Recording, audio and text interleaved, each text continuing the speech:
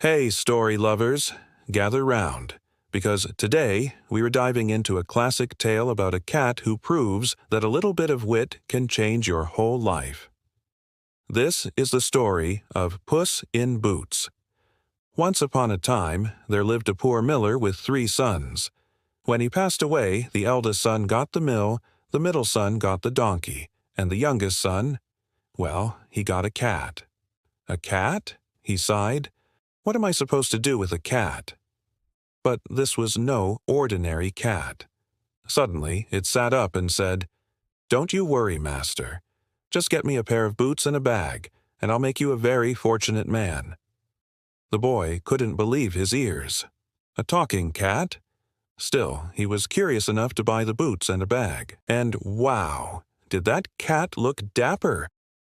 With his tall boots and a confident swagger, Puss set off. He cleverly caught a plump rabbit and went straight to the king's palace. "Your Majesty," Puss announced with a grand bow, "I bring a gift from my master, the Honorable Marquis of Carabas." Of course, he totally made that name up on the spot. The king was thrilled. Puss kept bringing gifts, always in the name of his mysterious wealthy master. One day, Puss learned the king and his beautiful daughter would be riding by the river. He had a brilliant idea. "Master, quickly, go for a swim in the river," he urged. As soon as his master was in the water, Puss ran to the road shouting, "Help! Help! The Marquis of Carabas is drowning." Just as planned, the king's carriage rolled by. The king immediately ordered his guards to rescue the young man and gave him a set of magnificent clothes. The moment the princess laid eyes on him, she was completely smitten. He looked like a real prince. Meanwhile, our clever cat ran ahead of the carriage. He told all the farmers working in the fields, "When the king asks who owns this land, you must say it belongs to the Marquis of Carabas. If you don't, the real owner, a terrible ogre, will eat you." Naturally, everyone was terrified and agreed. So, as the king's carriage passed through the vast, beautiful countryside, he asked the people, "Whose magnificent fields are these?" And everyone replied, "They belong to the noble Marquis of Carabas." The king was incredibly impressed by the Marquis's enormous wealth. Finally, Puss arrived at the ogre's castle. "I've heard you have incredible magical powers," Puss said, flattering the giant.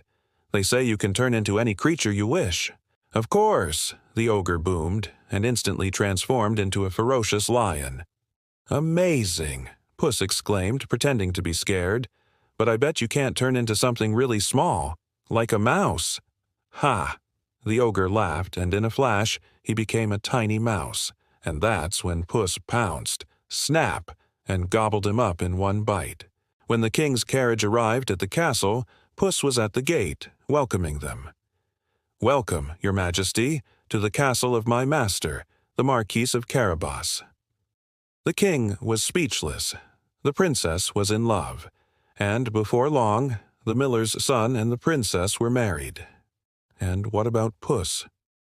He lived out his days as a grand lord, chasing mice only for fun, and proving to everyone that sometimes the best inheritance you can get isn't gold or land, but a sharp mind and a loyal friend.